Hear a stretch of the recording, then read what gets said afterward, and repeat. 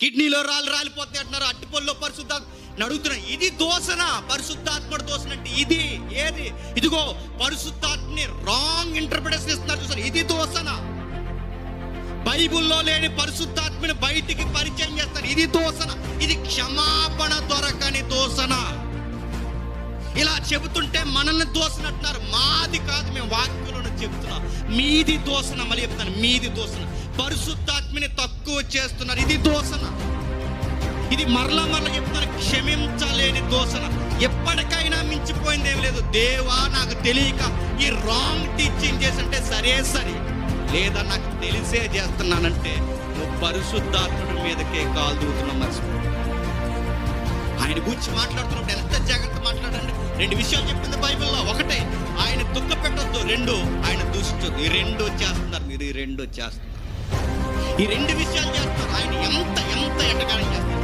గాఢత వాళ్ళందరూ ఈరోజు పరిశుద్ధాత్ముడి కార్యాలని బయట వాక్యం అంటే తెలియదు గాలి సన్నాసులందరూ ఈరోజు క్రైస్తవ్యాన్ని ఎటకారం చేస్తారు.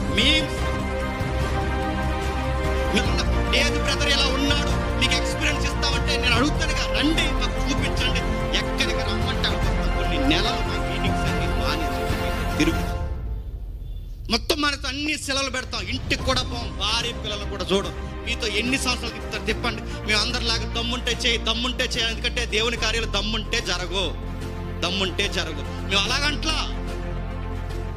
మీరు బైబిల్లో లేని పరిశుద్ధాత్మను చూపిస్తున్నారు. అండ్రియా ఊరుకోలేదు, అత్రేసియా ఊరుకోలేదు, అపోస్తులు ఊరుకోలేదు, ప్రవక్తలు దొంగ ప్రవక్తల్ని దులుమాడేశారు. వ్యక్తిగతమైన వ్యాపారాలు, వ్యక్తిగతమైన జీవితాలు మాకు అనవసరం. మనం కోరేది, మనం చూసేది ఒకటే. మీరు బైబిల్లో లేనిది ఎందుకు చెబుతున్నారు?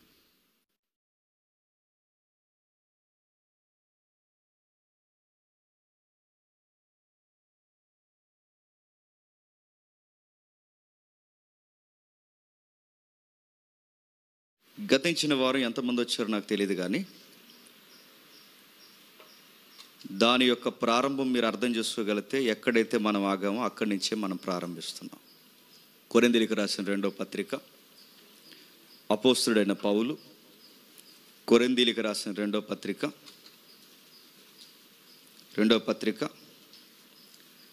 11వ అధ్యాయం 2వ వచనం నుండి, దేవాశక్తితో మీ ఎడల ఆసక్తి కలిగి ఉన్నాను. ఎందుకనగా పవిత్రురాలైన కన్యకనగా ఒక్కడే పురుషునికి అనగా క్రీస్తునకు సమర్పింపవలనని మిమ్మును ప్రధానము చేసి తిని గాని సర్పము తన కుయుక్తి చేత అవ్వను మోసపరిచినట్లు మీ మనస్సులను చెరపబడి క్రీస్తు ఎడలున్న సరళత నుండి పవిత్రత నుండి ఎట్లైనను తొలగిపోవునేమో అని భయపడుచున్నాను. ఏలయనగా వచ్చినవాడు ఎవడైనను మేము ప్రకటింపని మరొక యేసును ప్రకటించినను, లేక మీరు పొందని మరి ఒక ఆత్మను మీరు పొందినను,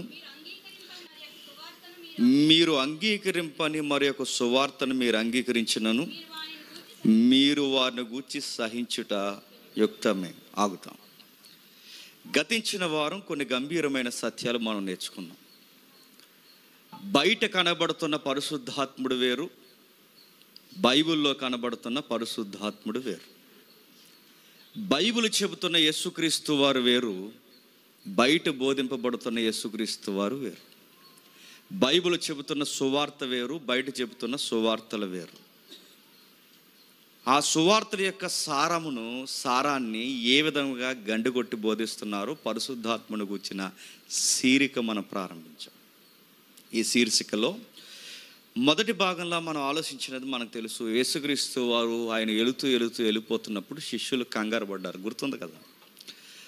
ఆ కలవర పడుతున్నప్పుడు వాళ్ళు ఏం చేయాలో తోచని పరిస్థితుల్లో పరిశుద్ధాత్ముడు వారికి బహుమానంగా అనుగ్రహింపబడ్డాడు యేసుక్రీస్తు వారి ద్వారా.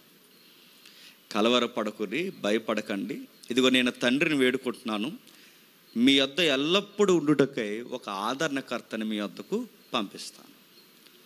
ఆయన వచ్చి మీతో ఉండాలన్నా, నేను మీతో ఉండాలన్నా, తండ్రి దేవుడు మీతో ఉండాలన్నా మీరు ఒక విషయం గుర్తుపెట్టుకోండి, నేను చెప్పిన ఆజ్ఞలను పాటించండి. మేము ముగ్గురు వచ్చి మీతో వసించాలి అంటే మీరు ఆజ్ఞను పాటించాలి. ఆ ఆజ్ఞను ఎలా పాటించాలో మనకు తెలియలేనప్పుడు మనల్ని సరిగ్గా గైడ్ చేసే లీగల్ అసిస్టెంట్ పరిశుద్ధాత్మదేవుడు, లీగల్ అడ్వకేట్, అడ్వైజర్, ఈ పదాలు ఆయనకు ఉపయోగించారంటే ఈ సొసైటీలో బతుకుతున్నప్పుడు మనం ఎలా జీవించాలో అన్నప్పుడు మనకు ఎలా అయితే ఒక అసిస్టెంట్ ఉంటాడో, లీగల్గా మనకి ఒక లా తెలిసిన న్యాయాధిపతిని మనం ఎలా పెట్టుకుంటాం, దేవుడు కూడా తన చట్టాన్ని మనం పాటించాలని, తన ఆజ్ఞను మనం పాటించి జీవించాలని మనకు కూడా గైడ్లైన్స్ ఇవ్వడానికి దేవుడిచ్చిన బహుమానమే పరిశుద్ధాత్మదేవుడు. అక్కడితో మనం ఆగాం. ఆగినప్పుడు మనం ఎత్తుకున్న చివరి రెఫరెన్స్ బైబిల్లో ఉన్న పరిశుద్ధాత్ముడు వేరు, బయట ఉన్న పరిశుద్ధాత్ముడు వేరు. ఇప్పుడు రెండోది చూస్తున్నాం. ఈ న్యాయవాదిగా చూస్తున్న బైబిల్ కొలమానంలో గమనిస్తున్న ఈ బయట అలా చూపించట్లేదు. పరిశుద్ధాత్ముడు అనగానే సహజంగా బయట ఉన్న ఆన్సర్స్ ఏంటంటే, పరిశుద్ధాత్ముడు అంటే ఫోర్స్ అన్నారు, శక్తి అన్నారు. పరిశుద్ధాత్ముడు అనగానే ఒక పవర్, ఒక తెలియని ఎక్స్పీరియన్స్, అంటే అదొక రకమైన ఎక్స్పీరియన్స్ అన్నారు, ఎక్స్ట్రీమ్. పరిశుద్ధాత్ముడు అనగానే ఇంకేం మాట్లాడుతున్నారు తెలుసా, అది అనుభూతికి సంబంధించింది అంటున్నారు. నా మాటలు అర్థమవుతున్నాయా? బాగా వినాలి. పరిశుద్ధాత్ముడు అనగానే పవర్ అంటున్నారు. పవర్ అంటే పవర్ అనుకున్నారు గనకే దానికి ఒక పదం ఉపయోగించారు, టచ్ అన్నారు. పవర్ అనుకుంటున్నారు కనుకే ఇలాంటి వస్త్రాల్లోనికి పవర్ వచ్చింది అంటున్నారు. పైగా ఇది చెప్పినందుకు పోలిక ఏమని పెడుతున్నారు చెప్పున, మరి అపోస్తుల యొక్క చేతి రుమాలను పట్టుకెళ్ళారుగా అంటున్నారు. దానికి చాలా కొలతలు ఉన్నాయి అయ్యా. అపోస్తులు చేతి రుమాలు పట్టుకెళ్తే జరిగాయి అన్నారు, అవి కొలతలు చూపిస్తున్నారు. భవిష్యత్తులో ఇవన్నీ మనం ఆలోచిద్దాం. ఇవేమి తల తోక ఏం ఆలోచించరండి. అపోస్తులు చేతి రుమాలు పట్టుకెళ్ళారు కనుక మేము పట్టుకెళ్ళామంటున్నారు. నేను రివర్స్ అడుగుతున్నాను, ఒక టెక్స్ట్ నువ్వు అప్లై చేసుకున్నావు అంటే దాని చుట్టూ ఉన్న సందర్భాలు కూడా నీకు అప్లై అవుతాయి. నా మాట అర్థమవుతుందో లేదో?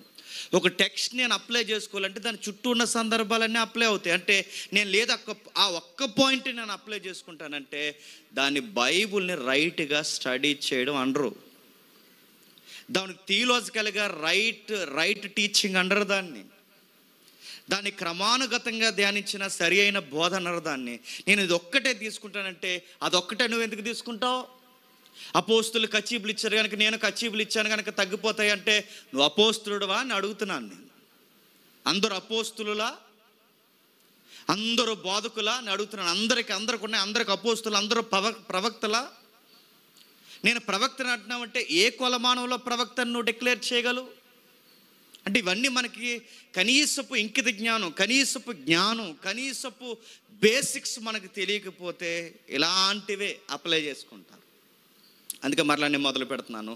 పరిశుద్ధాత్ముడు అనగానే శక్తి అనుకుంటున్నారు, ఫోర్స్, పవర్, ఎక్స్పీరియన్స్ అంటున్నారు. మరలా నేను మొదలు పెడుతున్నాను. అసలు ఎలాంటిది సంఘాలకి అలవాటు చేసింది ఎవడు? నా మాటలు అర్థమవుతున్నాయి లేదు? పరిశుద్ధాత్ముడు అనగానే పవర్ అని, పరిశుద్ధాత్ముడు అనగానే అదొక ఎక్స్పీరియన్స్ అని, పరిశుద్ధాత్ముడు అనగానే విలవిల కొట్టుకుని పడిపోతారని, ఈ ఎక్స్పీరియన్స్ లాంటి బోధని రాంగ్ టీచింగ్ తీసుకొచ్చింది ఎవడు? ఆ మధ్యకాలంలో మీరు గమనించారు లేదో, అలా విలవెల్లాడి పడిపోవడం పరిశుద్ధాత్ముడు అని బైబిల్లో లేదు. మీరు ఎందుకు ఇలాంటివి చెబుతున్నారంటే కొంతమంది బోధలు చేశారు. ఆ బోధలు ఏంటి తెలుసా? అలా పడిపోయినట్టు బైబిల్లో ఉందన్నారు. అదేంటి, ఎక్కడుంది? మనకు కనబడలేదు.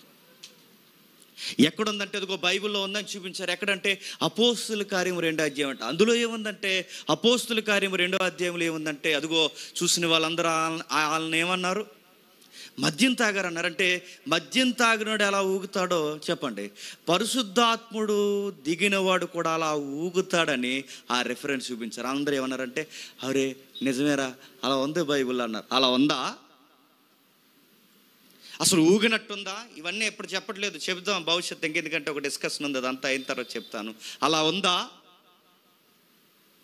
మరి అపోస్తుల కార్యములో తాగినట్టుంది కదంటే తాగినట్టుంది, అదే తాగిన వారు ఊగినట్టుందిగా అంటే ఎవరన్నారు తాగిన వారు ఊగినట్టుందని? నువ్వు సరిగ్గా చదువు. అక్కడ అలా అనుకున్నారు కనుక పబ్లిక్, ఇప్పుడు కూడా పబ్లిక్ తాగినట్టు ఊగుతున్నారని ఇలాంటివి సపోర్ట్ చేసి అడుగుతున్నాను. పరిశుద్ధాత్ముని దూషిస్తున్నారని, పరిశుద్ధాత్ముని ఏలం చేస్తున్నారని, బైబిల్ అలా లేదని అడిగిన వారినే దూషిస్తున్నారు అంటున్నారే. లేనివి పరిశుద్ధాత్ముడికి అప్లై చేస్తే ఇది అంతకన్నా పెద్ద దోషనని ఎందుకు అర్థం అవట్లేదు?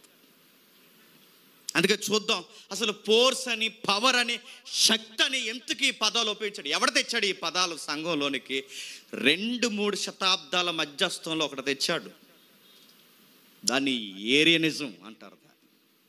విన్నారా? ఇక్కడ చెప్పాను, ఎంతమంది విన్నారో, ఎంతమందికి జ్ఞాపకం ఉందో? ఏరియనిజం అంటారు. చూడండి ఒకసారి ఇమేజ్ చేస్తాడు తమ్ముడు వీలైతే. 2 లేదా 3-4 2 అర్ధ శతాబ్దం 3-4 అంటే ఈ 3 శతాబ్దాలలో ఎక్కువగా పెట్టరేగిపోయిన బోధ ఏరియనిజం. చూస్తున్నారా? ఆయన ఇలా గెంటడం, పరిశుద్ధాత్ముడికి పవర్ ఉందనడం, ఇలాంటివన్నీ తెర మీదకి తీసుకొచ్చింది ఏరియన్ అన్నవాడు తీసుకొచ్చాడంటే. ఎవడు ఏరియన్ అంటే లిబియాలో ఒక పాస్టర్ అయిన. ఎవరు? లిబియాలో ఒక పూజారి, మన భాషలో మాట్లాడుకోవాలంటే పాస్టర్ గారు.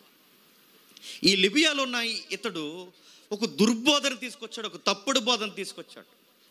అందులో ప్రధానంగా ఏరియన్ బోధించిన తప్పుడు బోధ, తండ్రి మాత్రమే దేవుడు, కుమారుడు కంటే వచ్చిన వాడు అన్నారు. చాలామంది ఇదే నమ్ముతారండి. ఈరోజుకి సంఘాల్లో యేసు ప్రభు దేవుని కుమారుడు. బాగా వినండి, కుమారుడు అనగానే వీళ్ళ వ్యూలో ఏంటి తెలుసా? దేవుని కుమారుడు అనగానే దేవుడికే పుట్టాడు అనుకుంటారు. ఎవరిని? కుమారుడు అంటే అన్ని సందర్భాల్లో అప్లై చేసి పుట్టేయడమేనా? బైబిల్లో ఒక మాట ఉంది, వీడు సాతానికి పుత్రుడు అని ఉంది. అంటే సాతానికి పుట్టాడనా? ఆడ సాతానికి ఏజెంట్ అని. ఆదరణ పుత్రుడు అని ఉంది బైబిల్. అంటే ఆదరణకు పుట్టాడనా? ఆదరణ అసలు వ్యక్తి? ఆదరణ పుత్రుడు ఉంది బైబిల్లో. ఆదరణ పుత్రుడు అంటే బర్నబాకు పేరు పెట్టాడు. బర్నబా ఆదరణ పుత్రుడు అని. ఆదరణకు పుట్టాడనా? కాదు కదా. ఇప్పుడు ఆదరణ పుత్రుడు అంటే ఆదరణకు పుట్టాడని కాదు, సాతాను పుత్రుడు అంటే సాతానికి పుట్టాడని కాదు. మరి దేవుని కుమారుడు అంటే చెప్పండి, దేవుడికి పుట్టాడని కాదు, దేవుడికి ప్రతినిధిని కూడా కుమారుడు అనే శబ్దం ఇబ్రూలో వాడారు. అయ్యా మళ్ళీ చెప్తున్నాను, ఇబ్రూలో వాడారు. దీని భాషా పరిజ్ఞానంతో అర్థం చేసుకోవాలి. మరలా ఇతగాడు పుట్టించింది తండ్రి మాత్రమే దేవుడు. సృష్టికి ముందు, బాగా వినాలి, సృష్టికి ముందుగా పుట్టిన వాడే ఎవరంట? యేసుక్రీస్తు అంట. అలా ఉందండి, బైబిల్ ఎక్కడ ఉండదండి. సృష్టికి ముందు యేసుక్రీస్తు వారు పుట్టాడు, ఆ తర్వాత పరిశుద్ధాత్ముడు పుట్టాడు. తండ్రి మాత్రమే దేవుడు, మిగిలిన వారిద్దరూ కుమారులు. అంటే వాళ్ళు పుట్టారు అని డిక్లేర్ చేస్తారు. అందుకే లాస్ట్ వీక్ మనం ఆలోచించాం, ఎంతమందికి మీకు గుర్తుందో లేదో, ఎంతమందికి మీకు పట్టిందో లేదో, ఈ దుర్బోధని, తప్పుడు బోధ, ఇది దుర్బోధని ఫైట్ చేశారు. ఆ రోజుల్లో ఒక బిషప్ చాలా సైలెంట్గా ఉండేవాడట, కానీ ఈ దుర్బోధ విషయంలో చాలా ఫైట్ చేశాడు. అంత సైలెంట్గా ఉన్నవాడు కూడా, అంత మితానుభవం కలిగిన వాడు కూడా దుర్బోధ వస్తే చూస్తూ ఊరుకోలేదు. ఆయన పేరే అలెగ్జాండ్రియా శిష్యుడే అత్నేసియా. ఇక్కడ చెప్పాను, విన్నారా? అంటే ఎవరంటే ఇంకంతే సంగతులు. ఇంకా అలెగ్జాండ్రియా అంటే ఈ దుర్బోధను ఎదుర్కొన్న గొప్ప బోధకుడు, మితానుభవం, ఎవరితో గొడవలకి సిద్ధాంతాల జోలికి పోయేవాడు కదట. కానీ చూస్తూ సంఘం పాడవుతున్నప్పుడు, అంటే దేవుడు యెహోవా మాత్రమే, మిగిలిన వారు దేవుళ్ళు కాదు, కుమారులని ఈ దుర్బోధ పుట్టించి పరిశుద్ధాత్మ పవర్, అదొక ఎక్స్పీరియన్స్ అని దుర్బోధను ఎప్పుడైతే తీసుకొచ్చాడో దాన్ని ఎదిరించిన వాడు అలెగ్జాండ్రియా. ఆయన చనిపోతే దాన్ని చివరి వరకు ఫైట్ చేసిన వాడు అత్నేసియా. మళ్ళీ దుర్బోధ రాకూడదని రాజుతో మాట్లాడాడు. రాజుతో శాసనాలు జరిగాయి. 3వ శతాబ్దంలో నైసియా కౌన్సిల్ జరిగింది, తెలుసుగా. ఇది చర్చ్ హిస్టరీ, ఇది చర్చి యొక్క చరిత్ర. నైసియా కౌన్సిల్ జరిగింది. ఆ టైంలో ఒక రాజు ఉండేవాడు, ఆయన పేరు కాన్స్టాంటినోపుల్, తెలుసు కదా. ఆయన ఆధ్వర్యంలో 100 మంది బిషప్లను తీసుకొచ్చారు. ఇండియా నుంచి కూడా బిషప్లు వెళ్ళారు. ఆ వెళ్ళి కూర్చున్నప్పుడు మళ్ళీ సంఘంలోనికి, అంటే ఆ రోజు సంఘం అంటే అన్నిటినీ కలిపి సార్వత్రిక సంఘంగా గౌరవించేవారు. బాప్టిస్ట్ అయినా, లూథర్ అయినా, ఏ సంఘమైనా మనం అంతా సార్వత్రిక సంఘం అని గౌరవించి అన్ని రకాల బిషప్పుల వారిని పిలిచి అక్కడ కూర్చోబెట్టి రాజు ముందు శాసనం చేయించారు. మరలా ఈ దుర్బోధ సంఘంలోనికి రాకూడదు, పరిశుద్ధాత్ముడు పవర్ అనకూడదు, తండ్రికి కుమారుడు పుట్టాడనకూడదు, ఈ దుర్బోధని ఖండించాలని నైసియా కౌన్సిల్లో చట్టం చేయించారు. ఆ నైసియా కౌన్సిల్ చట్టమే ఈ రోజుకి లూథరన్ సంఘాల్లో, బాప్టిస్ట్ సంఘాల్లో, మెయిన్ లైన్ చర్చెస్లో నైసియా కౌన్సిల్ ప్రమాణాన్ని చేస్తుంటారు ప్రతి వారం. మీకు గుర్తుందో లేదో, అది ప్రమాణం అని అనుకోరు. మీరు గమనించండి, కావాలంటే మేము తండ్రి అయిన దేవుడిని నమ్ముచున్నాం అంటారు, కుమారుడైన క్రీస్తుని దేవునిగా నమ్ముచున్నాం, పరిశుద్ధాత్మ దేవుడిని నమ్ముచున్నాం. దీన్ని ప్రమాణం చేయించారు. ఎవడైతే ఈ స్టాండింగ్లో ఉంటాడో వాడే విశ్వాసి, ఎవడైతే ఈ ప్రమాణాన్ని ఒప్పుకుంటాడో వాడు మాత్రమే విశ్వాసి. ఈ ప్రమాణాలు ఒప్పుకోని వాడు దుర్భేజనుడు వచ్చినాడు అన్నారు. దుర్బోధకుడు అంటే ఈ స్టాండింగ్ మీద నిలబడాలి. దీన్ని శాసనం చేయించింది, రాజు సంరక్షణలో శాసనం చేయించింది ఎవరంటే అత్నేసియా. ఎవరు? అత్నేసియా. ఆ అత్నేసియా అప్పుడు ఫైట్ చేశాడు. చాలా వరకు ఏరియనిజాన్ని అనిసేశారు. ఆ టైంలో తప్పుడు బోధ, పరిశుద్ధాత్ముడు గూర్చి సరిగ్గా చెప్పట్లేదు, కుమారుడు గూర్చి సరిగ్గా చెప్పట్లేదు, తండ్రిని గూర్చిన హోదాన్ని పెంచుతున్నాం అనుకుంటూ సరైన ఎక్స్పీరియన్స్ వీళ్ళు ఇవ్వట్లేదు. దుర్బోధన అనిసేశారు. ఈ రోజుకి దీన్ని పాటించే సంఘాలు ఉన్నాయి. అందులో ముఖ్యంగా యెహోవా సాక్షులు. ఎవరు? యెహోవా సాక్షులు పరిశుద్ధాత్ముడిని ఏమంటారు తెలుసా? పవర్ అంటారు. సెవెంత్ డే వాళ్ళు ఏమంటారు తెలుసా? పవర్ అంటారు. ఇంకా కొన్ని సంఘాలు ఉన్నాయి, పరిశుద్ధాత్మ దేవుడిని దేవుని యొక్క శక్తి మాత్రమే అంటారు. అసలు ఇలాంటి వాటికి పునాదేసింది యెహోవా సాక్షులు కాదు, సెవెంత్ డే వాళ్ళు కాదు. వీళ్ళెవ్వరు పుట్టక ముందే వీటికి పునాదేసింది ఎవరు చెప్పండి? ఏరియన్ అన్నవాడేశారు. ఎవడు? ఏరియన్. అందుకే లాస్ట్ వీక్ ఒక రెఫరెన్స్ మనం ఆలోచించాం. అసలు ఆదికాండం 1వ అధ్యాయం 1వ వచనంలోనే ఎలోహీం అను. తెలుగులో లేని కొన్ని ఎక్స్ప్రెషన్స్ ఇబ్రూలో ఉంటాయండి.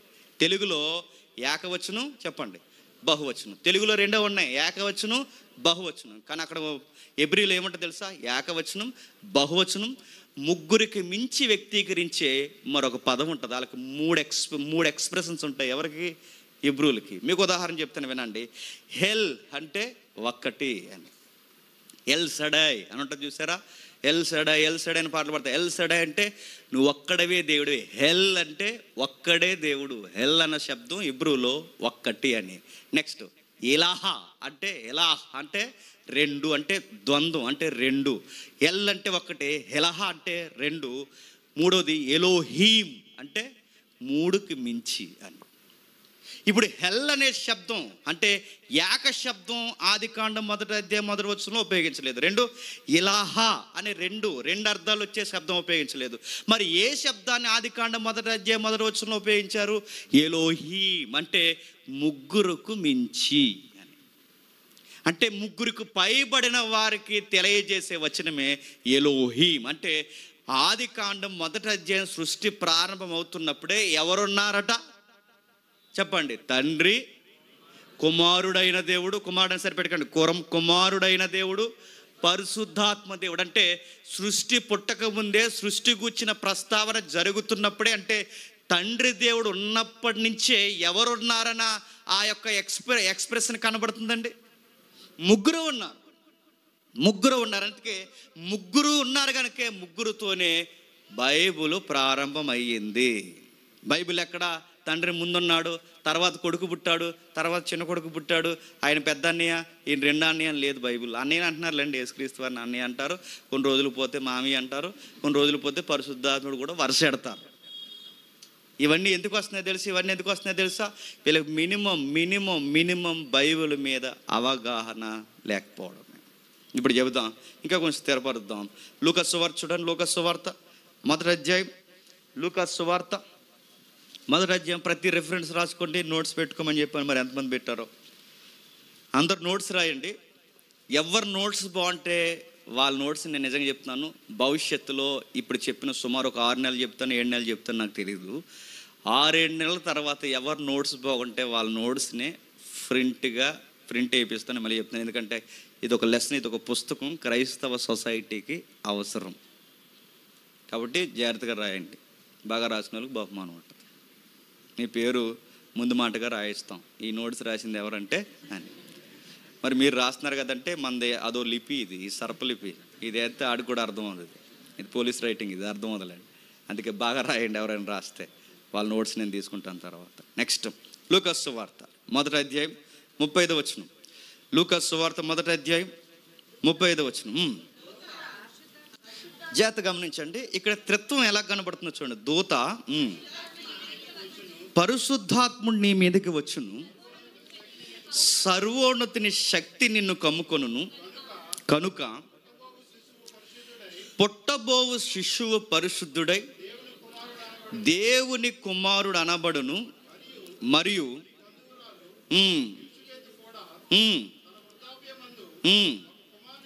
ఒక కుమారుని కనును. ఆగుదాం చూడండి. మరియతో గాబ్రియేలు దేవదూత మాట్లాడుతున్నాడు. ఆయన మాట్లాడుతున్నప్పుడు ఏమంటున్నాడు? ఇదిగో పరిశుద్ధాత్మ నీ మీదకి వచ్చును, రెండవది సర్వోన్నతిని శక్తి కమ్ముకుమును, మూడవది పుట్టబోవు శిశువు. ఎంతమంది కనబడుతున్నారు చెప్పండి? ముగ్గురు. పరిశుద్ధాత్ముడు ఆయన వేరే కనబడుతున్నాడు. నెక్స్ట్ సర్వోన్నతుడు అంటే తండ్రి దేవుడు కనబడుతున్నాడు. నెక్స్ట్ కుమారుడు శిశువుగా పుట్టకపోతున్నాడు. మూడంటే ముగ్గురు వేరువేరుగా ఉన్నారా లేదా? కానీ ఏరియన్ అన్నవాడు ఏమన్నాడు చెప్పండి? ముగ్గురు వేరువేరుగా ఉన్నారు అని చెబుతూనే ఆయన పెద్ద అయినా ఈయన పుట్టాడు, ఈయన రకరకాలు చెప్పాడు.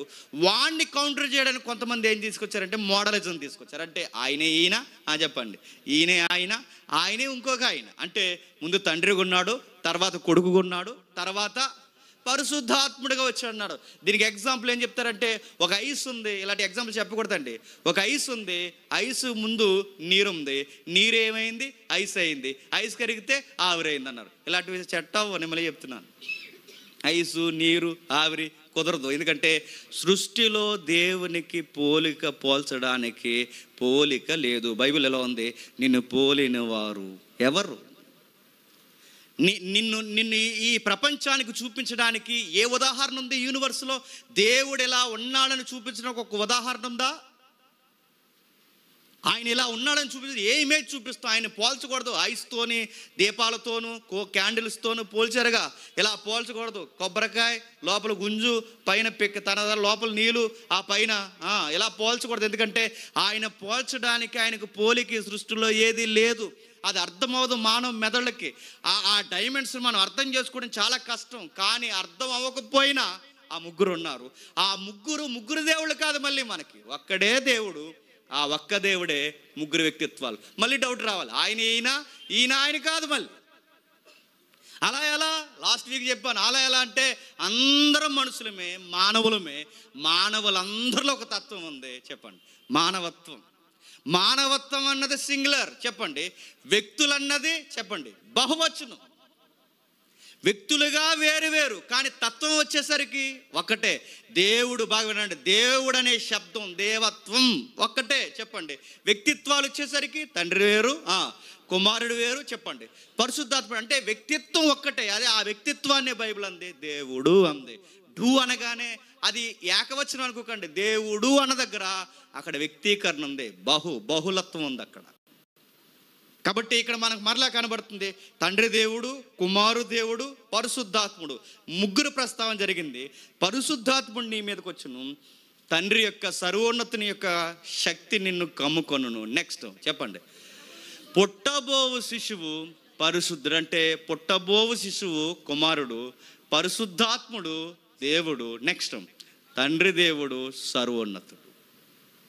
ముగ్గురు వ్యక్తిత్వాలు కనబడ్డాయి. ఇంకా మీరు చూడండి, యోహాను సువార్త 14వ అధ్యాయం వెళదాం త్వరగా. యోహాను సువార్త 14వ అధ్యాయం 15వ వచనం చూడండి. యోహాను సువార్త 14వ అధ్యాయం 15వ వచనం.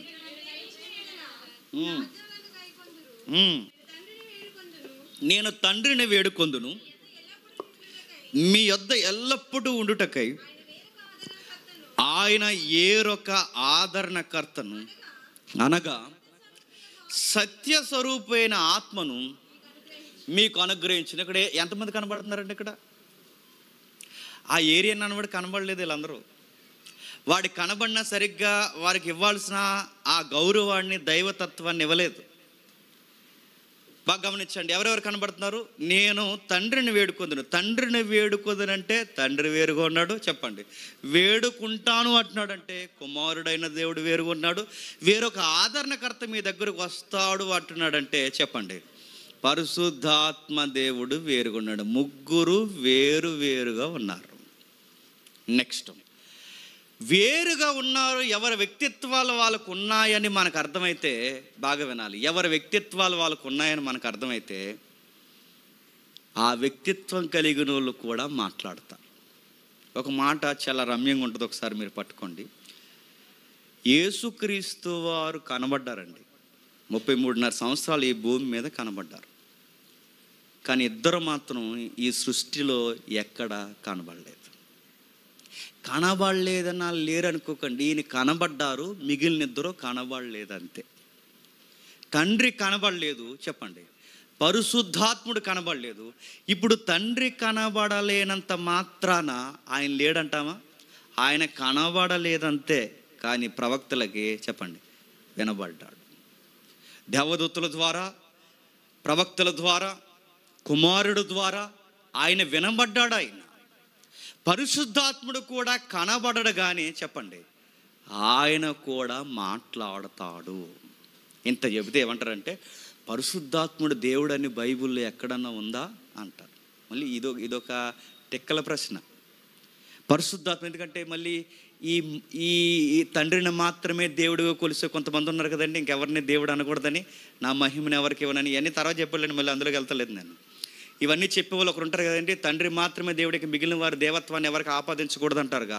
అలాంటి వారు పరిశుద్ధాత్ముడు కూర్చోండి, పరిశుద్ధాత్ముడు ఎక్కడన్నా దేవుడు అనుందా? నిన్న మొన్న ఎవరో కామెంట్ పెట్టారు, అసలు పరిశుద్ధాత్ముడు దేవుడు అని బైబిల్లో ఎక్కడన్నా ఉందా అని కామెంట్ పెట్టారు. ఎందుకు లేదు? నువ్వు చదవు, నీకు వాట్సాప్లతో సరిపోతుంది, నీకు ఈ ఫేస్బుక్లతో సరిపోతుంది, నువ్వు చదివితే ఉందరా అయ్యా. ఎక్కడుంది చూద్దాం ఒకసారి. అపోస్తుల కార్యములు చూడండి. అపోస్తుల కార్యములు చాలా జాగ్రత్తగా వినండి. అపోస్తుల కార్యములు 5వ అధ్యాయం, అపోస్తుల కార్యములు 5వ అధ్యాయం 3వ వచనం ముందుగా చదవండి. అప్పుడు పేతురు, అననీయ,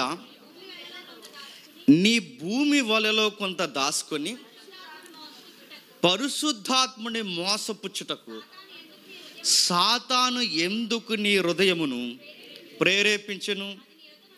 అది నీ యొద్ద ఉన్నప్పుడు నీదే కదా. అమ్మిన పిమ్మట అది నీ వశమై ఉండలేదా? ఎందుకు ఈ సంగతి నీ హృదయములో ఉద్దేశించుకున్నావు? నువ్వు మనుషులతో కాదు, దేవునితోనే మరలా దేవునితోనే. 3వ వచనంలో ఎవరి కోసం మాట్లాడుతున్నాడు? పరిశుద్ధాత్ముడు ఎదుట ఎందుకు నువ్వు అబద్ధం ఆడుతున్నావు? 4వ వచనంలో ఆ పరిశుద్ధాత్ముడు ఏమంటున్నాడు? నువ్వు దేవునితో ఎందుకు అబద్ధం చెప్పు అంటే, ఇక్కడ దేవుడు అనే సెన్స్ ఎవరిని ఉద్దేశించి చెప్పండి. పరిశుద్ధాత్ముడు దేవుడని ఉందా లేదా? ఉందే. నువ్వు ఎవరితో అబద్ధం ఆడవో తెలుసా? పరిశుద్ధాత్ముని మోసపరుచుచున్నావు.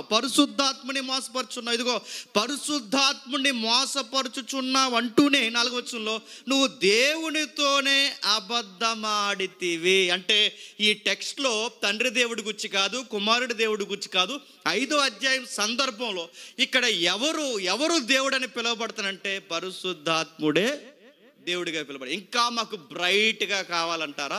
ఒకసారి చూడండి. కొరింథీయులకు రాసిన 2వ పత్రిక 6వ అధ్యాయం, 6వ అధ్యాయం 16వ వచనం చూడండి. దేవుని ఆలయానికి విగ్రహములతో ఏమి పొంతిక? మనము జీవము గల దేవుని ఆలయమై ఉన్నాము. ఆగండి, మనం ఎవరంట? జీవము గల దేవుని ఆలయం. ఆ మాట అలా గుర్తుపెట్టుకోండి. ఇప్పుడు 1 కొరింథీ రండి. 1 కొరింథీ 6వ అధ్యాయం 19వ వచనం చూడండి. 1 కొరింథీ పత్రిక 6వ అధ్యాయం 19వ వచనం. మీ దేహము దేవుని వలన మీకు అనుగ్రహింపబడి మీలో ఉన్న పరిశుద్ధాత్మకు ఆలయమై ఉన్నారు. ఇప్పుడు రెండు కలిపి చదవండి. మీరు దేవుని ఆలయమై ఉన్నారని ఎరగరా? ఇది రెండో పత్రికలో. మొదటి పత్రికలో ఏమని రాస్తున్నాడు? మీరు పరిశుద్ధాత్మునికి ఆలయమై ఉన్నారని ఎరగరా? ఇప్పుడు చెప్పండి, పరిశుద్ధాత్ముడికి ఆలయమై ఉన్నారని ఎరగరా అని రాసిన ఈ కొరింథీయులకు రాసిన పత్రికలోనే మరలా రెండో కొరింథీ పత్రికలో ఏమని రాస్తున్నారు? మీరు దేవుని ఆలయం అన్నా చెప్పండి, పరిశుద్ధాత్మ ఆలయం అన్నా, ఈ ఎక్స్ప్రెస్ను ఎవరికి ఇచ్చాడు?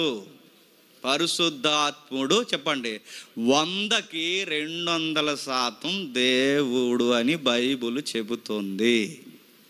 నా మాట అర్థమవుతుందో లేదో? మరలా అంటే మనం పరిశుద్ధాత్మునికి ఆలయం ఉన్నాం అంటూనే మనం దేవుని ఆలయం ఉన్నాం. దేవుడు అంటే పరిశుద్ధాత్ముడు. అందుకే మన దేహాలు పరిశుద్ధాత్ముడికి దేవుడి ఆలయం గనకే ఈ నోరుని జాగ్రత్తగా పెట్టుకోవాలి.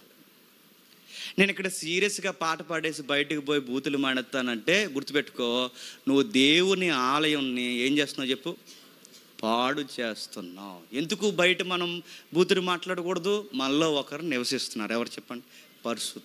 పరిశుద్ధాత్ముడు దోషం అంటే చెప్పనా? ఆయన దేవాలయాన్ని ఆయనకు అనుకూలంగా ఉంచకపోవడం కూడా చెప్పండి ఆయనను దూషించడంతో సమానం. మనం చాలా సంవత్సరాల నుంచి ఫైట్ చేస్తున్నాం. దేవుని పాటలు దేవుని పిల్లలే పాడాలని ఎందుకు అంటున్నాం? ఆలయంలో ఆయన ఉంటాడు కనుక, ఆయన ఆలయంలో ఉంటాడు కనుక ఆయన పాటలు ఆయన ఆలయముగా ఉన్నవారే పాడాలి. ఇక్కడ గొప్ప పాట పాడతారు ఆల్బంలో, అక్కడ పోయి పాడుతా చెప్పండి తీయగా అన్నారంట. అక్కడ పోయి పాడుతా తీయగా పాడుకో. మళ్ళీ ఇక్కడికి ఎందుకు వచ్చావు? ఈ దేహం మీద ఎవరికి రైట్ ఉందో తెలుసా? పరిశుద్ధాత్ముడికి ఉంది. మనం నిజముగా రక్షింపబడిన విశ్వాసులమైతే మన దేహం మీద మనకు కూడా చెప్పండి రైట్ లేదు. రక్తమిచ్చి కొనుక్కొని పరిశుద్ధాత్ముడు ఆలయముగా, కుమారుడు రక్తమిచ్చుకుంటే పరిశుద్ధాత్ముడు వసిస్తుంటే ఆలయముగా మారిపోతే తండ్రి కుమార పరిశుద్ధాత్ముడు వచ్చి ముగ్గురు ఈ దేహంలో నివాసం చేస్తే దీని మీద మనకు హక్కు లేదు. ఎవరికి అనుకూలంగా ఉండాలి ఈ దేహం చెప్పండి? ఈ నోరు ఆయన కొరకే పనిచేయాలి, ఈ కళ్ళు ఆయన కొరకే పనిచేయాలి, ఈ చెవులు ఆయన కొరకే పనిచేయాలి. మనం ఏమి చేసినా ఆయన కొరకే పని చేయాలి. ఎందుకంటే ఈ ఇల్లు మన ఇల్లు కాదు చెప్పండి, ఆయన ఇల్లు. ఆయన ఇంట్లో ఉన్నాడు, ఆయనతో మనం జాగ్రత్తగా ఉండాలి. ఇప్పుడు చెప్పండి, పరిశుద్ధాత్ముడు ఉన్నాడు చెప్పండి, కుమారుడైన దేవుడు ఉన్నాడు చెప్పండి, తండ్రి అయిన దేవుడు ఉన్నారు. ఎవరి వ్యక్తిత్వాలు వాళ్ళకు ఉన్నాయి. మళ్ళీ మొదటి ప్రశ్నకు వస్తున్నాను. పరిశుద్ధాత్ముని ఏరియన్ అన్నవాడు ఎలా ప్రజెంటేషన్ ఇచ్చాడంటే అది ఒక పవర్ అన్నాడు. పవర్ అన్నారు కనుక పవర్ తట్టుకోలేక పడిపోతున్నారంట కింద. అన్నమాట అర్థమవుతుందా? పవర్ తట్టుకోలేక పడిపోతుందా?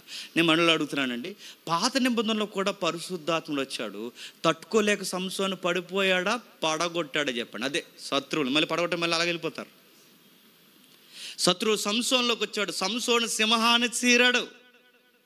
దావీదులోకి వచ్చాడు, గొలియాతుని పడగొట్టాడు. సౌలులో ఉండేవాడు రాజరికాన్ని రాజ్యాన్ని యుక్తిగా వివేచనతో పరిపాలించాడు. పరిశుద్ధాత్ముడు పాత నిబంధనలో చాలా మంది మీద అక్కడక్కడ దిగుతూ వచ్చాడు. ఎక్కడైనా వాళ్ళు పడిపోయారా? మరి క్రొత్త నిబంధన పట్టుకున్న వారు పడిపోయారు కదా అని మీ కొత్త నిబంధన పట్టుకున్న వాళ్ళు ఎందుకు చెప్తున్నారంటే వీళ్ళు మళ్ళీ రిఫరెన్స్ ఏం చూపిస్తున్నారో తెలుసు? అదిగో ఆ పెంతెకొస్తు నాన్న పడిపోయారు అంటున్నారు. అక్కడ పడిపోయినట్లేదు కంటే మరి ప్రజలు ఎందుకు మద్యం తాగినట్టున్నారని ఎందుకన్నారంటే వాళ్ళు ఊగేస్తున్నారనేగా అంటున్నారు. ఆ డిఫెన్స్ మీకు అర్థమవుతుందో లేదో అధ్యక్ష? మళ్ళీ ముఖ్యాంశాలు మొదలెడతాను, వింటున్నారా?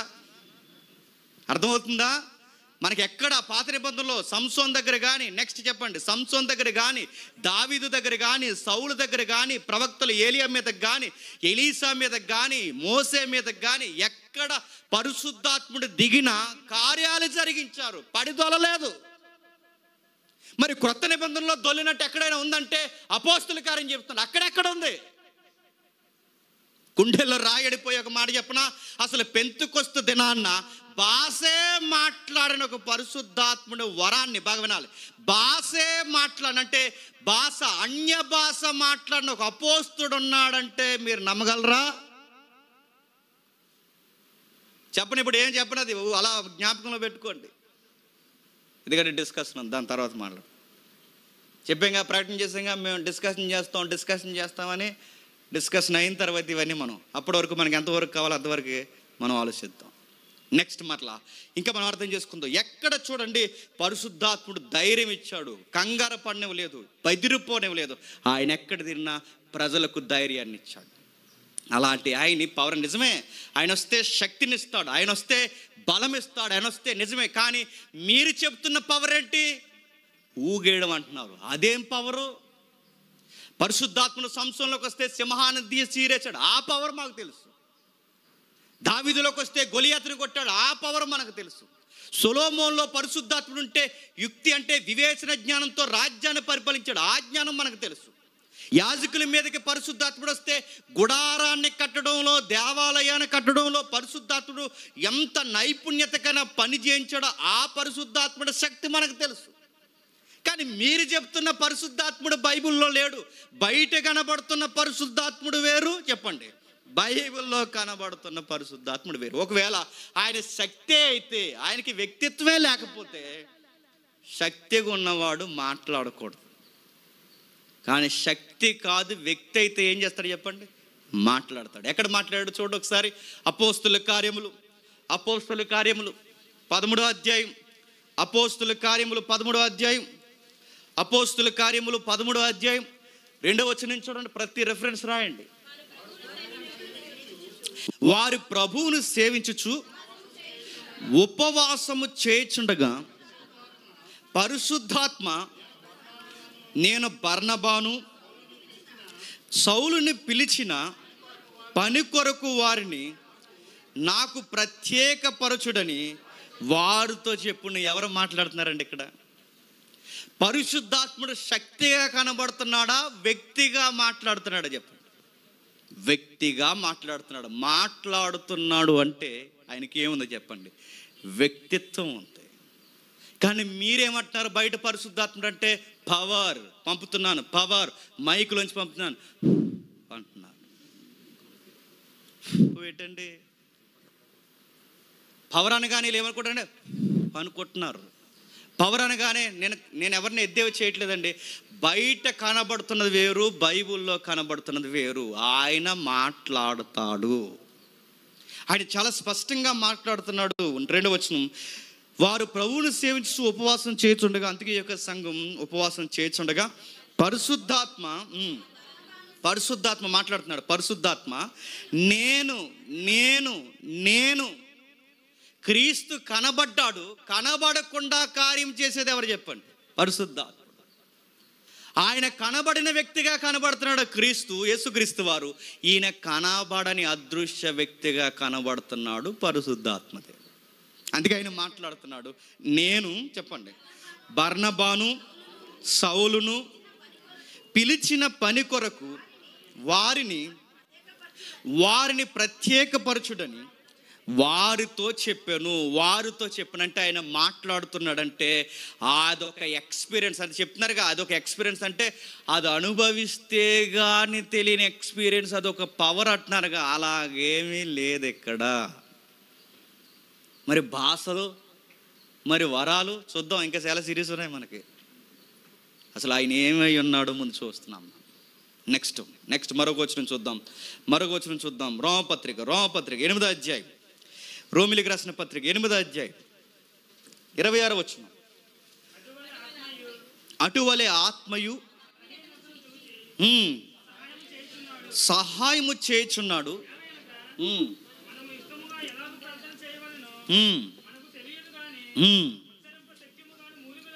ఉచ్చరింప సఖ్యము కాని మూలుగలతో ఆత్మ తానే మన పక్షముగా విజ్ఞాపన చేయుచున్నాడు. ఇక్కడ మళ్ళీ జాగ్రత్త. ఉచ్చరింప సఖ్యము కాని మూలుగులు అంటే అవి మనం ఉచ్చరించకూడదు. ఆ మూలుగులు మనకి అర్థం అవ్వవు. ఇప్పుడు మరి అదే వాళ్ళు మాట్లాడేది అంటారు. నా మాట అర్థమవుతుందా? పరిశుద్ధాత్ముడు ఎలా ఉన్నాడట? ఉచ్చరింప సఖ్యము కానీ మూలుగులతో మాట్లాడతారంటున్నారు. ఎవరితో? ప్రజలకు కనబడేలా, ప్రజలతో కాదు. మొదటి తరగతిలో మనం చూస్తాం, పాత నిబంధన కాలంలో తండ్రి కార్యము కనిపించింది. సువార్తల కాలంలో కుమారుడు ఇమానుయేలుగా మనతో ఉన్నట్టు కనిపించింది. క్రొత్త నిబంధన కాలం పత్రికల్లో చివరికి పరిశుద్ధాత్ముడు నాలో ఉండి కార్యం జరిగిస్తాడు. ఇప్పుడు బాగా వినండి. ఇప్పుడు ఆయన నాలో ఉంటే మనకు ప్రార్థన చేయడం రాదట. ఎవరికి? మనకి. ప్రార్థన ఎవరికి చేస్తామండి? దేవునికి చేస్తాం, తండ్రికి చేస్తాం. మనం ప్రార్థన తండ్రికి చేస్తే తండ్రితో ఎలా మాట్లాడాలో మన వ్యవహారాలకు తెలియదంట. ఇప్పుడు మనకు ప్రార్థన చేయడం మనకు రాదన్న సంగతి ఎవరికి తెలుసంట? మనలో ఉన్నోడు తెలుసు. ఎందుకంటే మనతో ఉన్నోడికి మన గురించి బాధ తెలుసు. మనలో ఉన్నవాడు తెలుసు. మనలో ఉన్నది ఎవరు చెప్పండి? పరిశుద్ధాత్ముడు. ఇప్పుడు మనం ఎలా ప్రార్థన చేయాలో మనకు తెలియదు కనుక మన పక్షమున తండ్రికి ప్రార్థన చేసేది ఎవరు? పరిశుద్ధాత్ముడు. అంటే ఈయన మాట్లాడేది బయటికి కాదు. చెప్పండి, ఆయన మాట్లాడేది ఎవరితో? నీకు నాకు వినబడదు కనుక బయటికి మాట్లాడాలి. తండ్రికి వినబడదా నేను అడుగుతాను. మౌనంగా మూలుగులతో ఆయన వసిస్తుంటే వినబడదా? తండ్రికి హృదయంలో ఉన్నది కూడా వినబడుతుంది. అంటే ఇప్పుడు నాలో ఉండి ఆయన మాట్లాడుతున్న ఉచ్చరింప సఖ్యము కానీ ఆ భాష ఎవరితో? సంఘంతో కాదు. ఎవరితో? తండ్రి దేవునితో. కుమారుడైన పరిశుద్ధాత్మ దేవుడు నా పక్షమున, తండ్రి ఈ బిడ్డ యొక్క ప్రార్థన ఇది అని చెప్పండి, అది వడపోసి తండ్రికి అనుకూలంగా ప్రార్థనని మలుస్తాడు. అన్నమాట అర్థమవుతుందా? పరిశుద్ధాత్ముడు మాట్లాడతాడు. నెక్స్ట్ ఆ పాయింట్స్ గుర్తుపెట్టుకోండి. పరిశుద్ధాత్ముడు మాట్లాడతాడు. 2, పరిశుద్ధాత్ముడు మన పక్షమున ప్రార్థన విజ్ఞాపన చేస్తాడు. ఇంకేముంది చూద్దాం ఒకసారి. యోహాను సువార్త 14వ అధ్యాయం ముగించుకుందాం. యోహాను సువార్త 14వ అధ్యాయం 26వ వచనం. ఆదరణకర్త అనగా తండ్రి నా నామమున పంపబోవు పరిశుద్ధాత్మ సమస్తమును మీకు బోధించి నేను మీతో చెప్పిన సంగతులన్నిటిని గూర్చి మీకు జ్ఞాపకము చేయను. 3 లక్షణం ఉంది ఆయనకి. ఒకటి చెప్పండి. మొట్టమొదటిది ఏంటి? ఆయన మాట్లాడతాడు. 2వది ఏంటి? విజ్ఞాపన చేస్తాడు. 3వది ఏంటి? బోధిస్తాడు. పరిశుద్ధాత్ముడు ఏం చేస్తాడు? 1 ఆయన మాట్లాడతాడు, 2 ఆయన విజ్ఞాపనం చేస్తాడు, 3 ఆయన బోధిస్తాడు. పరిశుద్ధాత్ముడు బోధిస్తాడు. పరిశుద్ధాత్ముడు మనకి వాక్యాన్ని నేర్పిస్తాడు, తండ్రి చిత్తాన్ని నేర్పిస్తాడు. కుమారుడు ఈ మాట ఎందుకు మాట్లాడాడో అది పరిపూర్ణంగా అర్థమయ్యేలా సర్వసత్యములోనికి నడిపిస్తాడు. ఆయన బోధిస్తాడు. ఈరోజు పరిశుద్ధాత్ముడు బోధిస్తాడని ఎక్కడన్నా కనబడుతుందండి? బోధించడు అంటున్నారు. ఆయన స్పష్టంగా బోధిస్తాడు. ఆయన మాట్లాడతాడు. ప్రవక్తలకి బోధించింది ఆయనే, అపోస్తులకి బోధించింది ఆయనే. ఈ గ్రంథం మనం ఎక్కడ చదివినా ఆయన బోధించాడనే మనకు బైబిల్లో కనబడుతుంది. పరిశుద్ధాత్ముడు బోధిస్తాడని ఎక్కడన్నా మనకు వినబడుతుందండి? అరటిపండులో ఉన్నారంటున్నారండి పరిశుద్ధాత్ముడు. యాపిల్లో ఉన్నాడు అంటున్నాడండి పరిశుద్ధాత్ముడు. ఒక ఆయన పిలిచాడు, మీరు చూసారు లేదా? ఎందుకు మళ్ళీ ఎలాగంటే ఏడుస్తారేమో. పర్లేదు చెప్పాలి, ఎందుకంటే అబద్ధ బోధకుల విషయంలో సంఘాన్ని చాలా డేరుగా హెచ్చరించాలని బైబిల్ చెప్పింది. ఒక ఆయన అంటున్నాడు, ప్రవీణ్ అన్నాడు. ప్రశాంత్ అన్నాడు. తుచ్ ప్రవీణ్ అన్నది ఆవిడ. అదే ప్రవీణ్ అన్నాడు. నేను అడుగుతున్నాను, పరిశుద్ధాత్ముడు అనగానే పేర్లు పెట్టి పిలవడం అనుకుంటున్నారు, కానీ వీళ్ళకి అర్థం కానిది ఏంటో తెలుసా? ఆయన బోధిస్తాడు. ఈ మిరాకిల్ బోధకుల మీటింగ్స్ మీరు వెళ్ళండి, అసలు వాళ్ళ మీటింగ్స్లో కనబడంది ఏంటో తెలుసా? బోధ ఉండదు. బోధే ఉండదండి వాళ్ళది. మీరు కావాలండి 6-7 గంటల వీడియో చూసండి ఏం చెబుతాడని. ఒక్క వాక్యం చెబితే ఒట్టు. ఆ చెప్పిన వాక్యం కూడా ఎక్కడ వాక్యానుసారంగా లేదండి. 6-7 గంటలు మీరు వెళ్ళి చూడండి, ఏ ప్రోగ్రాం చూస్తారు, ఈ మిరాకిల్ బోధకులు చూడండి, ఒక్క వాక్యం చెప్పరు వీళ్ళు. పరిశుద్ధాత్ముడు అంటేనే బోధిస్తాడు, గంటలు గంటలు బోధిస్తాడు. అసలు వీళ్ళు బోధే చేయరు. లే సునీల్ లే లేచాడు, అయ్యా అన్నాడు. రాళ్ళు ఉన్నాయి కదూ అన్నాడు. ఉన్నాయి, రాలు పోవును గాక నజరేయుడైన యేసునామమున. పరిశుద్ధాత్మ రాలిపోవును గాక అన్నాడు. రాలిపోని అంటే ఆడంటున్నాడు, రాలిపోయినట్టే ఉన్నాయండి అన్నాడు. ఏమి రాలిపోతాయని అంటున్నాడు? కిడ్నీలో రాలిపోవడం ఏంటండి? కిడ్నీలో రాలిపోతాయి అంటున్నారు. అట్టిపొల్లో పరిశుద్ధాత్మ అడుగుతున్నా, ఇది దోషణ? పరిశుద్ధాత్ముడు దోషణ అంటే ఇది ఏది? ఇదిగో పరిశుద్ధాత్మని రాంగ్ ఇంటర్ప్రిటేషన్ ఇస్తున్నారు చూసారు, ఇది దోషణ. బైబిల్లో లేని పరిశుద్ధాత్మని బయటికి పరిచయం చేస్తారు. ఇది దూషణ, ఇది క్షమాపణ దొరకని దూషణ. ఇలా చెబుతుంటే మనల్ని దూషణ అంటున్నారు. మాది కాదు, మేము వాక్యంలో చెబుతున్నాం. మీది దూషణ. మళ్ళీ చెప్తున్నాను, మీది దూషణ. పరిశుద్ధాత్మని తక్కువ చేస్తున్నారు. ఇది దూషణ. ఇది మరలా చెప్తున్నాను, క్షమించలేని దూషణ. ఎప్పటికైనా మించిపోయింది ఏమి లేదు. దేవా నాకు తెలియక ఈ రాంగ్ టీచింగ్ చేసి అంటే సరే, లేదా నాకు తెలిసే చేస్తున్నానంటే నువ్వు పరిశుద్ధాత్ముడి మీదకే కాలు దూతున్నావు, మర్చిపోకు. ఆయన గురించి మాట్లాడుతున్నప్పుడు ఎంత జాగ్రత్త మాట్లాడండి. 2 విషయాలు చెప్పింది బైబిల్లో. ఒకటే, ఆయన దుఃఖ పెట్టొద్దు. 2, ఆయన దూషించొద్దు. ఈ 2 చేస్తున్నారు మీరు. ఈ 2 చేస్తున్నారు.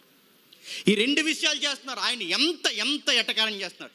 గాలి వాళ్ళందరూ ఈరోజు పరిశుద్ధాత్ముడి కార్యాలని బయట వాక్యం అంటే తెలియని గాలి సన్నాసి గాళ్ళందరూ ఈరోజు క్రైస్తవ్యాన్ని ఎటకారం చేస్తున్నారు. మీమ్స్, మీరు చేసే పనులకి మీమ్స్ చేస్తున్నారు. ఇలా ఉన్నాడు దేవుడు అసలు? పరిశుద్ధాత్ముడు ఎలా ఉన్నా? లేదు బ్రదర్ ఇలా ఉన్నాడు, మీకు ఎక్స్పీరియన్స్ ఇస్తామంటే నేను అడుగుతానుగా, రండి మాకు చూపించండి. ఎక్కడికి రమ్మంటే అక్కడికి వస్తాం. కొన్ని నెలలు మా మీటింగ్స్ అన్నీ మానేసుకుని మీతో తిరుగుతాం. మొత్తం మనతో అన్ని సెలవులు పెడతాం. ఇంటికి కూడా పోం, భార్య పిల్లలను కూడా చూడం. మీతో ఎన్ని సంవత్సరాలు తిప్పుతారు తిప్పండి. మేము అందరిలాగా దమ్ముంటే చేయాలి. ఎందుకంటే దేవుని కార్యాలు దమ్ముంటే జరగవు. మేము అలాగంట్లా. మీరు బైబిల్లో లేని పరిశుద్ధాత్ముని చూపిస్తున్నారు. మీరు ఆయన మాట్లాడతాడు, ఆయన విజ్ఞాపన చేస్తాడు, ఆయన బోధిస్తాడు. మీ ప్రసంగాల్లో బోధేది ఒక రెఫరెన్స్ తీస్తారు. ఆ రెఫరెన్స్ నిలబెట్టి అడిగి ఒక్కసారి మైక్ కట్టుకున్నట్టు దాని అర్థం అదా అని అడిగితే అసలు టెక్స్ట్ వివరించగలరు మీరు? టెక్స్టే వివరించడం రానోడికి పరిశుద్ధాత్ముడు ఉన్నాడంటే ఈ గొడ్డు ప్రపంచం ఎలా నమ్ముతుందండి?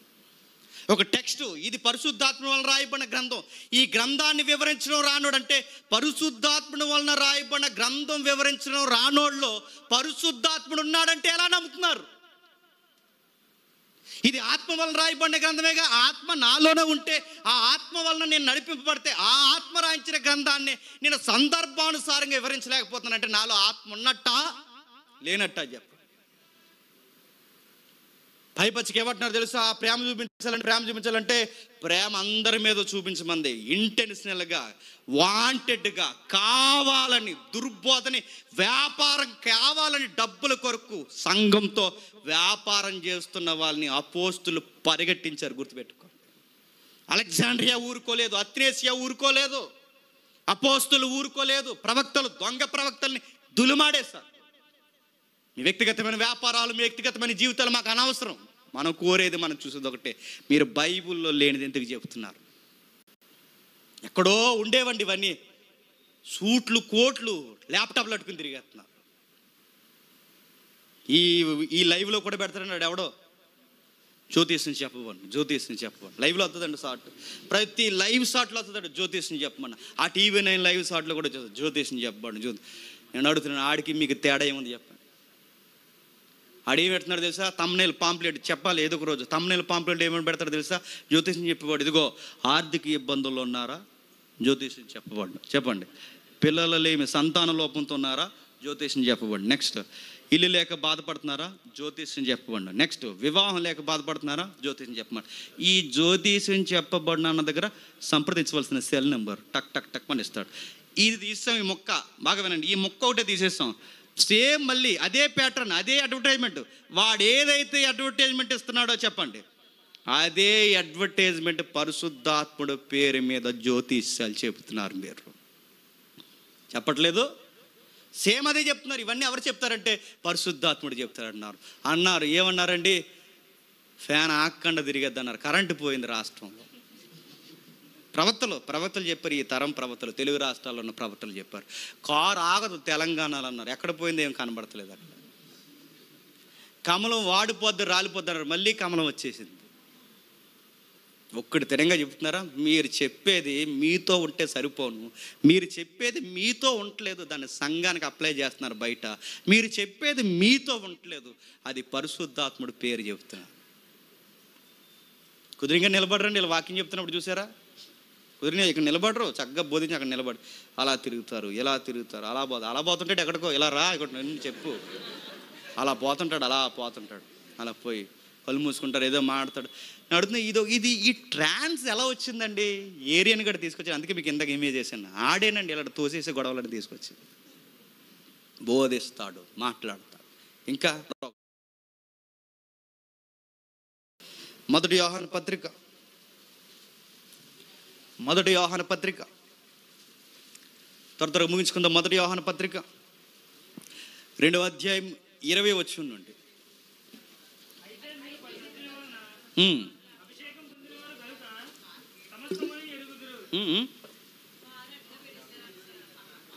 వస్తున్నారు. అది పెద్దగారండి.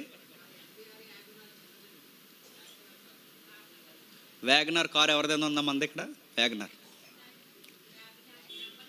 54 మందేనా? వస్తున్నారు. ఒకసారి చూపించండి కారు. వస్తున్నారు. సారీ వస్తున్నారు సార్, వస్తున్నారు. వెళ్ళండి. మొదటి యోహాను పత్రిక 2వ అధ్యాయం 20 వచనం నుండి. ఎవరికి తాళం పట్టు ఎవరెవరు పంపించు. అయితే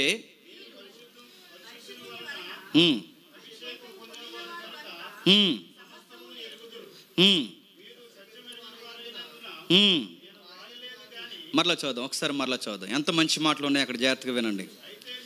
అయితే మీరు పరిశుద్ధిని వలన అభిషేకము పొందిన వారు గనక సమస్తము ఎరుగుదురు. మీరు నేను రాయలేదు కానీ మీరు దాన్ని ఎరిగి ఉన్నందున ఏ అబద్ధము సత్య సంబంధమైన కాదని ఎరిగి ఉన్నందునకు మీకు రాయిచున్నాను. యేసుక్రీస్తు కాడని చెప్పువాడు తప్ప ఎవడబద్ధికుడు? తండ్రిని కుమారుని ఒప్పుకొనని వీడే క్రీస్తు విరోధి. కుమారుని ఒప్పుకొనని ప్రతి వాడును తండ్రిని అంగీకరించేవాడు కాడు. కుమారుని ఒప్పుకొనివాడు తండ్రిని అంగీకరించువాడు. ఇక్కడ చేరుతుంది. అయితే మీరు మొదటి నుండి దేనిని వింటురో అది మీలో నిలవనీయుడి.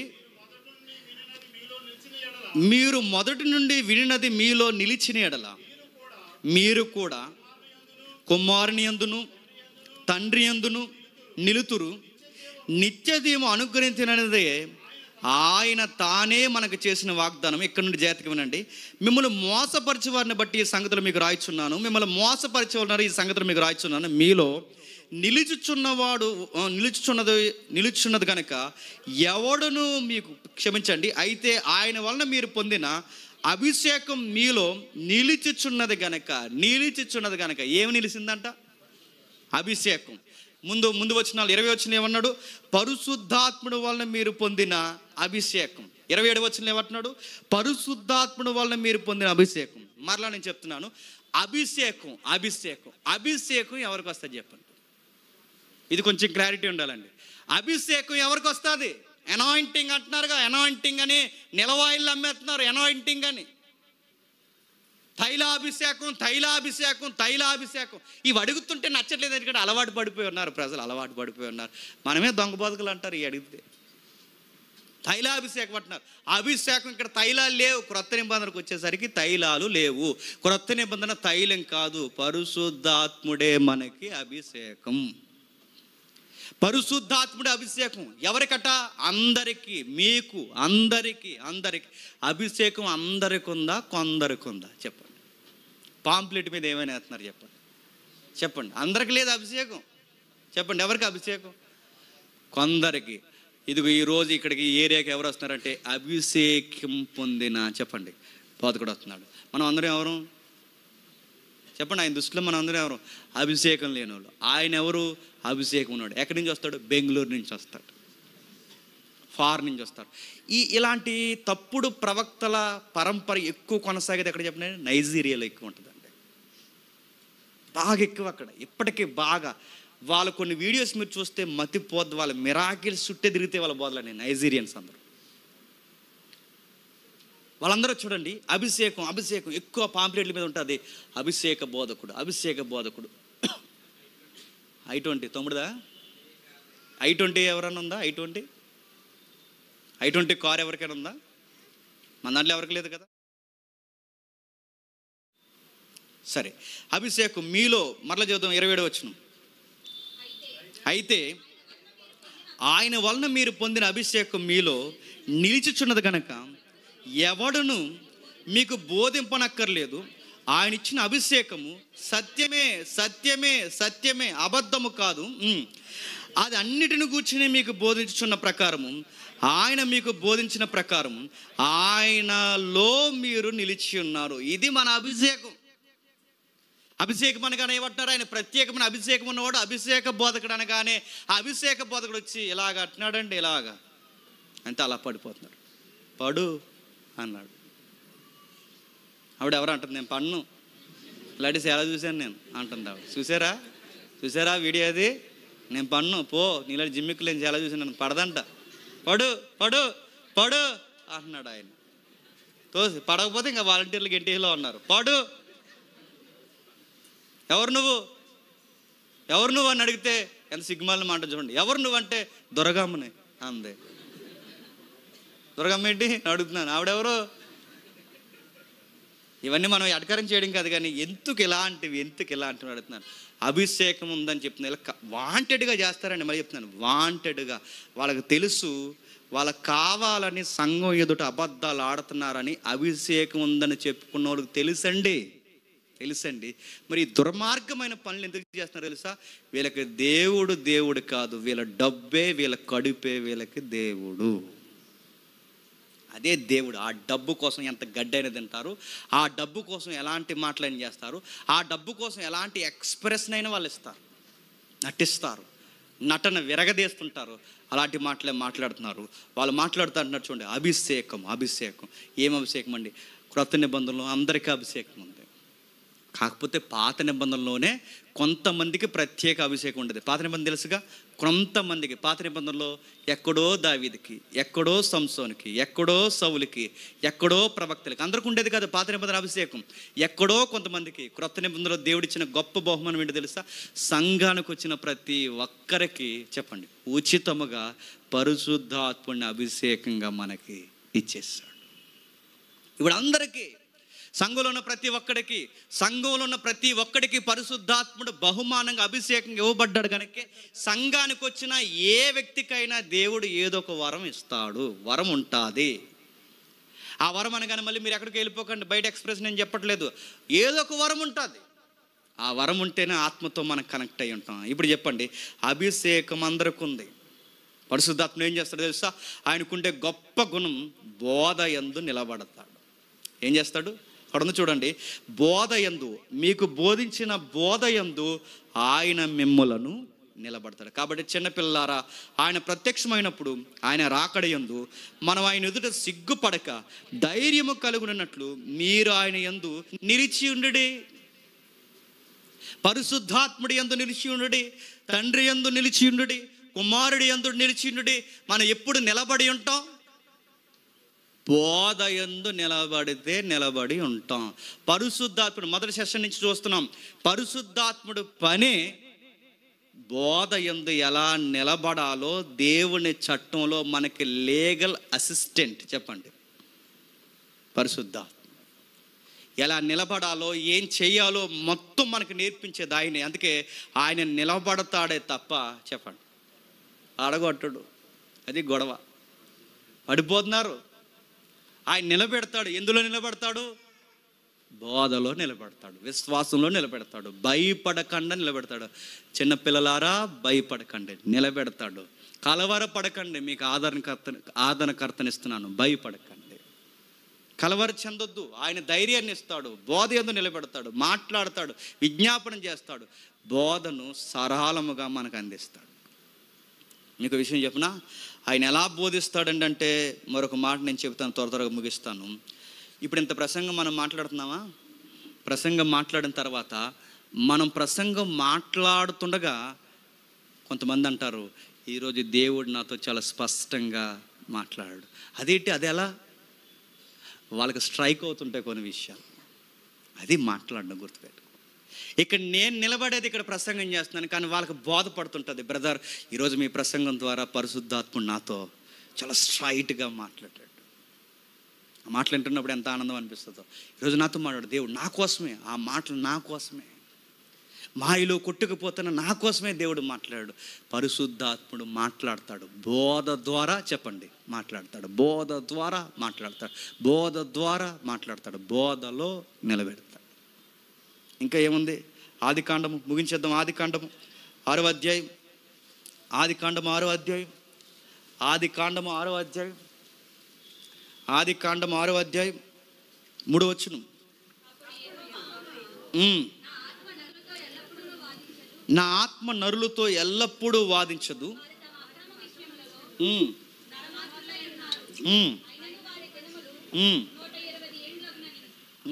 ఏంటట?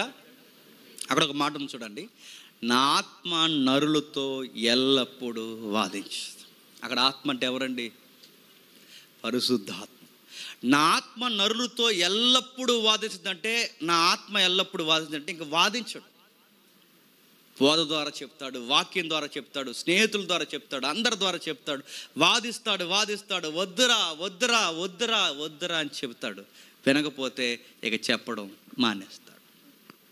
అదే ఆత్మ ఆరిపోవడం అంటే. సౌలుకి చెప్పాడు వద్దురా వద్దురా వద్దురా అని, విన్నాడా? చెప్పడం మానేశాడు. అక్కడి నుంచి వెళ్ళిపోయాడు, దావీదు మీదకి దిగిపోయాడు. ఇస్కరియోతు యోధాకి ఆత్మ పనిచేసింది, విన్నాడా? తాడి యొక్క ఇష్టమే నెరవేర్చుకున్నాడు. పరిశుద్ధాత్ముడు ఇస్కరియోతు యోధాని వదిలేశాడు. దావీదు ప్రార్థన చేసినప్పుడు దావీదు భయం ఏంటో తెలుసా?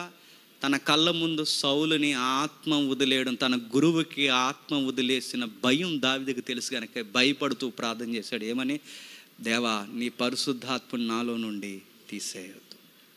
పరిశుద్ధాత్ముడు గద్దిస్తాడు, చెబుతాడు, పాపం చేస్తున్నప్పుడు మాట్లాడతాడు మాట్లాడతాడు మాట్లాడతాడు ఎల్లప్పుడూ వాదించడానికి ఎప్పుడు చెబుతూ ఉండు. చెప్తాడు చెప్తాడు చెప్తాడు కొన్ని రోజులకి చెప్పడం మానేస్తాడు. బైబిల్లో ఆయన గురించి రాయబడిన మాటే, ఆత్మను ఆర్పకుడి. నీ ఆత్మ ఆరిపోద్ది, పరిశుద్ధాత్ముడు నీలో పని చేయడం మానేస్తాడు. ఎఫెసీయులకు రాసిన పత్రిక ముగించేసుకుందాం. ఎఫెసీయులకు రాసిన పత్రిక 4వ అధ్యాయం 30వ వచనం. ఎఫెసీయులకు రాసిన పత్రిక 4వ అధ్యాయం 30వ వచనం నుండి, దేవుని పరిశుద్ధాత్ముని దుఃఖపరచుకుడి.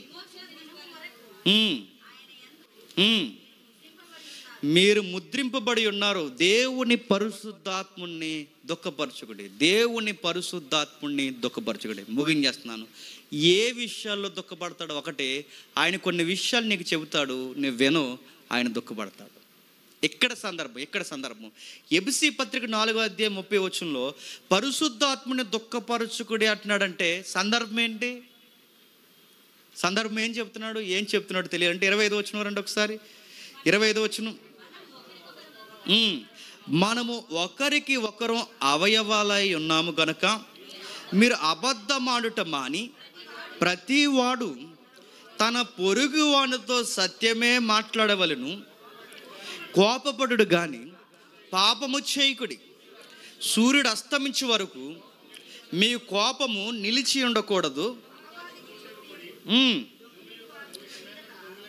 దొంగిలిల్లు వాడిక మాదట దొంగిలిలక అక్కర గల వారికి పంచిపెట్టుటకు వీలు కలుగు నిమిత్తము తన చేతులతో మంచి పని చేయుచు కష్టపడవలను.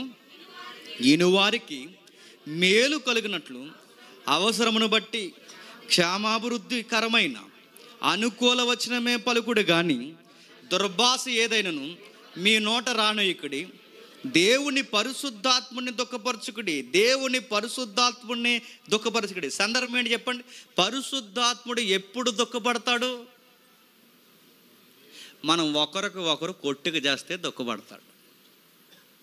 ఒకరొకరు అనగానే మరి ఎందుకు మరి దుర్బోధకుల కోసం మీరు అలాగ అంటున్నారంటే, ఇక్కడ దుర్బోధకుల కోసం కాదు, సంఘంలో ఉన్న విశ్వాసుల కొరకు. మనం ఎలాంటి వాళ్ళు తెలుసా? మనం ఒకరికి ఒకరు అవయవాలు ఉన్నామన్న సంగతి మర్చిపోయి కోపపడిపోతాం, దుర్భాషలు మాట్లాడతాం, దొంగలిస్తాం, రహస్య మాటలు బహిరంగంగా మాట్లాడుతుంటాం. వినువాళ్ళకి ఇది మేలు కలుగుతుందా, కీడు చేస్తుందా, ఇది అనుకూలం వచ్చడమా కాదా అని ఏమీ ఆలోచించకుండా వాళ్ళ గురించి నాలుక భుజం మీద ఎంత పెద్దది వేసుకుని అందరి కోసం తప్పుగా చెబుతూ తిరుగుతాం. ఇప్పుడు చెప్పండి, నీ తోటి విశ్వాసి కొరకు, నీ తోటి విశ్వాసంతో నీతో పాటు నడుస్తున్న సంఘ సభ్యుడి కొరకు నువ్వు తప్పుడు ప్రసారాలు చేస్తుంటే నిన్ను బట్టి పరిశుద్ధాత్ముడు ఏమవుతాడు చెప్పండి? దుఃఖపడతాడు. అవయవాలంటే సంఘంలో ఎవరు ఇబ్బందులు ఉంటాయి, వాళ్ళు ఇబ్బంది పడుతున్నారని నీకు తెలుసు, అయినా వాళ్ళకి సహాయం చేయు. ఆ సహాయం చేయాలని ఆ ఇబ్బందిని దేవుడు పరిశుద్ధాత్ముడు నీ కళ్ళకు చూపించాడు, అయినా నువ్వు సహాయం చేయు. వీడికి సహాయం చేసే మనసు రావట్లేదేంటని పరిశుద్ధాత్ముడు దుఃఖపడతాడు. మన ఇతరుల కంటే సంఘంలో ఉన్న మనం ఒకరికొకరు సహాయకులుగా లేకపోయినా, అవయవాలుగా లేకపోయినా, ఇతరుల కొరకు మంచి మాటలు మనం మాట్లాడకపోయినా, ఇతరుల కొరకు మంచి మాటలు ప్రచారం మనం చేయకపోయినా, ఇతరుల కొరకు చెడ్డగా మనం మాట్లాడినా, దుర్భాషలు మాట్లాడినా, బూతులు మాట్లాడినా ఎవరు దుఃఖపడతారో చెప్పండి? పరిశుద్ధాత్ముడు దుఃఖపడితే ఏమవుద్ది చెప్పండి? పాప క్షమాపణ ఉండదు. అందుకే చెడ్డ వార్తలు మాట్లాడేటప్పుడు జాగ్రత్త. బైబిల్ 2 విషయాలు చెప్పింది. ఒకటి, ఆయన దూషిస్తే క్షమాపణ లేదు. 2, ఆయన దుఃఖపడి మీలో నుంచి వెళ్ళిపోతే ఇక క్షమాపణ లేదు. ఈ 2 జరగకూడదండి. కానీ చాలామంది చేస్తున్న పని ఏంటో తెలుసా? చేతనైతే వాళ్ళకి సహాయం చేయండి అని చెప్పడం మానేశారు. నువ్వు అలాంటిడురా, నువ్వు నరకానికి పోతావురా, నువ్వు ఇలాంటిడురా, నువ్వు నరకానికి పోతావురా, నువ్వు అదిరా, నువ్వు ఇదిరా, నువ్వు ఎలాగంట కదరా, నువ్వు అలాగంట కదరా, ఇవన్నీ అడుగుతున్నాను. పరిశుద్ధాత్ముడు ఉన్న వాళ్ళు మాట్లాడుకుంటున్నారా? ఆత్మ లేనోడే ఇతరులను ఏం చేస్తాడు చెప్పండి? దుఃఖింపజేస్తాడు. మళ్ళీ మీరు ఇక్కడ కలపొచ్చు, మరి మీరెందుకు వాళ్ళ కోసం చెప్తున్నారంటే వాళ్ళకి ఆత్మే లేదు. గుర్తెట్టుకోండి. దుర్బోధకులు కాదు ఇక్కడ సందర్భం, దుర్బోధకుల గురించి కాదు. ఎవరికి వచ్చి దుర్బోధకులు? అసలు దుర్బోధకుల్ని, దొంగ బోధకుల్ని, మోసపరిచే బోధకుల్ని బైబుల్ ఎక్కడ క్షమించమని, ప్రేమించమని చెప్పలేదు. కనీసం దుర్బోధని, దొంగ బోధ తెచ్చినోడు కనీసం ఏం చెప్పమంది? వందనాలు కూడా చెప్పొద్దండి. అడిగి టీ కాఫీలు కూడా ఇంటికాడ ఇవ్వద్దండి. గుర్తుపెట్టుకోండి. దొంగ బోధ, ప్రభువుని గురించి, ప్రభు చిత్తాన్ని చెప్పకపోతే ఇంటికి రానివ్వద్దండి. మరి ఇక్కడ లవ్ కోసం చెప్తున్నది ఎవరికి? ఇదిగో మన అందరూ ఉన్నాగా, సంఘ విశ్వాసులు, సార్వత్రిక సంఘంలో దేవుని పిల్లలు ఉన్నారుగా, ఇతరులు ఉన్నారుగా, పొరుగు వారు ఉన్నారుగా, వారి గురించి చెప్తుంది. దొంగ బోధల గురించి కాదు. అసలు దొంగ బోధకులనే ప్రభు అన్నాడు. ప్రేమకు నిలమైన ప్రభు అన్నాడు. మీరెవరో నాకు తెలియదు, పొండి అదల పొండి అన్నాడు. ఆయనే పట్టించుకోలేదు. దుర్బోధకుల విషయంలో బైబిల్ చాలా క్లారిటీ ఇచ్చింది. ఇక్కడ చెప్తున్నది సహోదరుల కోసం చెప్తుంది, మాట్లాడుతుంది. దేనికి చోటు ఇక్కడ అపవాదికి ఎప్పుడు మీరు చోటిస్తారో తెలుసా? 37వ వచనంలో, సమస్తమైన ద్వేషము, కోపము, క్రోధము, అల్లరి అల్లరి అల్లరి అల్లరి దోసన, బాగా వినండి, అల్లరి దోసన, సకలమైన దుష్టత్వం విసర్జించుడు. విసర్జించకపోతే పరిశుద్ధాత్ముడు రాడు. ఎవడొచ్చేస్తాడు చెప్పండి? అపవాదిగాడు వస్తాడు. ఇప్పుడు చెప్పండి, ఎక్కడ అల్లరి ఉంటే అక్కడ ఎవడుంటాడు చెప్పండి? పరిశుద్ధాత్మ ఉంటాడు. ఎక్కడ సమాధానం, క్షమించండి, ఎక్కడ అల్లరి ఉంటే అక్కడ ఎవరుంటారు చెప్పండి? సాతానుగాడు ఉంటాడు. ఎక్కడ సమాధానం ఉంటే అక్కడ ఎవరుంటారు చెప్పండి? పరిశుద్ధాత్మ ఉంటాడు. ఇప్పుడు అల్లరి ఉన్న కాడ ఎవరున్నారని చెప్తున్నారు చెప్పండి? పరిశుద్ధాత్ముడు ఉన్నారు అంటున్నారు. అల్లరి అల్లరి. ఆత్మ అభిషేకంతో ఆరాధన అంట. ఆత్మ అభిషేకంతో ఆరాధన అంటే డ్యాన్స్లు వేస్తున్నారు. ఎవరో ఒక సహోదరుడు అన్నాడు, డిస్కషన్ చేస్తుంటే ఎలా అన్నాడు, ఆత్మను తట్టుకోలేక డ్యాన్స్ చేస్తున్నారంట. ఏంటండి ఇవన్నీ? ఆత్మను తట్టుకోలేక డ్యాన్స్ చేసినట్టుందండి. దావీదు వేయలేదంటే దావీదు వేయలేదని అడుగుతున్నారు. దావీదుని అడుగుతున్నాను, దావీదు వేసిన డ్యాన్సు సిగ్గులేని ఆరాధకుడికి వేశాడు. దావీదు డ్యాన్స్ చేసిన నేను వేసానంటే దావీదు చేసినవన్నీ కూడా వర్తిస్తాయి. టెక్స్ట్ ఒకటి అప్లై చేసుకున్నావంటే చెప్పండి, మొత్తం చుట్టూ ఉన్నవన్నీ అప్లై చేస్తే దావీదుని గొలియాతను కొట్టాడు, నువ్వు కొట్టావా? పంపించమంటావా? గొలియాతను కొట్టాం, ఆత్మీయ గొలియాతను కొట్టామంటారు. ఒకవేళ ఆత్మీయ గొలియాతను కొట్టారని అడుగుతున్నాను. ఇది పోలిక. మళ్ళీ నువ్వు ఆత్మీయంగానే అన్ని అర్థాలు తీసుకుంటే డ్యాన్స్ కూడా నువ్వు ఎలా తీసుకోవాలి? ఆత్మీయంగానే తీసుకో. ఇక్కడ మాత్రం ఆత్మీయంగా తీసుకుంటాను. గొలియాత్ గారి దగ్గరకు వచ్చేసరికి ఆత్మీయంగా తీసుకుంటాడట. డ్యాన్స్ విషయానికి వచ్చేసరికి లిటరల్గా డ్యాన్స్ చేస్తాడంట. అదేంటది? తీసుకుంటే అన్నీ తీసుకో, తీసుకోకపోతే మానే. పరిశుద్ధాత్మ గురించి చెప్తున్నాడు. అల్లరున్న కాడ సాతానుగాడు ఉంటాడు. సమాధానము, ప్రేమ, మంచి మాటలు పలికి బోధ, విజ్ఞాపన, చెప్పండి, మాటలు ఎక్కడైతే ఉంటాయో అక్కడ ఎవరుంటారు? పరిశుద్ధాత్ముడు ఉంటాడు. ఇప్పుడు చెప్పండి, ఆయన దూషించే వారి జాబితాలో ఒకటి, పొరుగు వారిని దూషించిన పరిశుద్ధాత్ముని చెప్పండి దుఃఖించిన వారిని అవుతాం. గుర్తుపెట్టుకోండి. దూషించిన క్షమాపణ లేదు చెప్పండి, దుఃఖపెట్టిన ఆయన మన్నించి వెళ్ళిపోతే క్షమాపణ లేదు.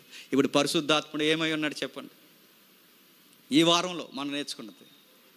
లాస్ట్ వీక్ మనం నేర్చుకున్నాం దేవుని చట్టాన్ని ఎలా పాటించాలో, దేవుని చట్టాన్ని ఎలా పాటించాలో మనకు నేర్పించే లీగల్ అసిస్టెంట్, అడ్వకేట్ పరిశుద్ధాత్మ దేవుడు. ఈ వారం మనం చూసుకున్నాం పరిశుద్ధాత్ముడు ఏమై ఉన్నాడు. మాట్లాడతాడు చెప్పండి, విజ్ఞాపన చేస్తాడు చెప్పండి, బోధిస్తాడు, ఇంకా ఏం చేస్తాడు, అందరినీ ప్రేమించమని మనలోండి చెప్తాడు, సత్యమందు నిలబెట్టి ఇదే మీ అభిషేకం అని చెప్తాడు. ఇప్పుడు మనందరికీ ఏముంది చెప్పండి, అభిషేకం ఉంది. జేమ్స్కి ప్రత్యేక అభిషేకం కాదు, నాకెంత అభిషేకం ఉందో చెప్పండి, మీకు అంత అభిషేకం ఉంది. మనం అందరం అభిషేకం పొందిన సంఘము, విశ్వాసం. ఇండివిజువల్గా నేను దేవుని ఆలయం, మనందరం కలిస్తే చెప్పండి ఇండివిజువల్గా నేను దేవుని ఆలయం. ఈ ఆలయాలన్నీ కలిసిన బైబిల్ మళ్ళీ ఎక్స్ప్రెస్ ఇచ్చింది, అందరం కలిసినా కూడా దేవుని ఆలయం. రెండు ఉన్నాయి అక్కడ. మనం ఆలయమే, మనమందరం కూడుకున్న కూడా ఆలయమే. ఈ ఆలయాన్ని అంటే ఈ ఆలయాన్ని పాడు చేసిన ఊరుకోడు, ఈ సంఘం అనే ఆలయాన్ని పాడు చేసిన ఊరుకోడు. దేవుడు ఎలా అన్నాడు, నా ఆలయాన్ని పాడు చేసిన వాడిని నేను పాడు చేస్తాను. నువ్వు దుర్బోధ చేసి నేను పాడు చేస్తా అంటే ఊరుకుంటాడు అనుకుంటున్నావా? చూస్తాడు. దేవుడు ఆడి సంగతి తెలుస్తాడు. నేను ఎలా పడతా అలా రాయితీల కొరకు సంఘాన్ని నడిపించి గలిబీలు చేసేస్తా అంటే ఊరుకుంటాడా? చూస్తాడు. నువ్వు పులిపేటని ఎలా ఉపయోగిస్తున్నావో దేవుడు చూస్తాడు. నా ఆలయాన్ని పాడు చేసిన వాడిని నేను కూడా పాడు చేస్తాను. అందుకే మొదటి భాగం చూస్తాం, రెండో భాగం చూస్తాం, మూడోది వచ్చే వారం చూద్దాం. ఎవరు మిస్ అవ్వద్దు, వెళ్ళే కొలది మీకు అన్నీ అర్థమవుతాయి. పరిశుద్ధాత్ముడు అసలు బైబిల్లో ఎలా ఉన్నాడు, బయట ఎలా ఉన్నాడు. బయట ఎలా ఉన్నాడో ఈ ఒరిజినల్ మనం చూస్తుంటే బయట ఎలా ఉన్నాడో మనకు అర్థమైపోతుంది.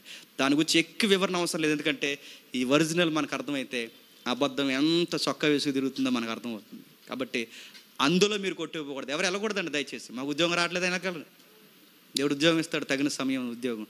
పిల్లలు ఇవ్వట్లేదని వెళ్ళకండి, దేవుడితో మీరు ఏదో ఒక ఒడంబడిక చేసుకోండి, దేవుడు పిల్లల్ని ఇస్తాడు. దేవుడు ప్రార్థనలు వింటాడు, సంఘ ప్రార్థనలు వింటాడు, మీ ప్రార్థన వింటాడు. నేను ముగించే ముందు ఒక్క హెచ్చరిక చెప్పి నేను ముగిస్తున్నాను. మనం స్వస్థతలు నమ్మమని మాత్రం అనకండి, మనం స్వస్థతల్ని నమ్ముతాం. వరాలు లేవని మనం అంటున్నామని అనకండి, వరాలు ఉన్నాయి, మనం నమ్ముతాం. మనకు ప్రాబ్లం ఎక్కడొచ్చిందంటే స్వస్థతతో ప్రాబ్లం కాదు, మనకు ప్రాబ్లం వరాలతో ప్రాబ్లం కాదు. నాకే స్వస్థత ఉంది, నాకు దగ్గరే వరాలు ఉన్నాయి అన్నోడితో ప్రాబ్లం మనకి. ఎందుకని వివరంగా చెప్పలేను నేను. మనకు స్వస్థతతో ప్రాబ్లం కాదు, దేవుడితో ప్రాబ్లం కాదు, బైబిల్తో ప్రాబ్లం కాదు, వరాలతో ప్రాబ్లం కాదు. నాకే ఉన్నాయి రెండోయ్ అట్టిపళ్ళు అమ్మేస్తున్నాం అన్నోడితో ప్రాబ్లం మనకి. ఆడితో ప్రాబ్లం. యాపిల్ అమ్మేస్తున్నాం అన్నోడితో ప్రాబ్లం మనకి. ఇదిగో నేను ఇస్తానంటున్నాడా అన్నవాడితో ప్రాబ్లం మనకి. ప్రాబ్లం వ్యక్తితో, దేవుడితో కాదు, బైబిల్తో కాదు. దేవుడు మిమ్మల్ని దీవించిన గాక. ప్రార్థన చేసుకుందాం. అలాగే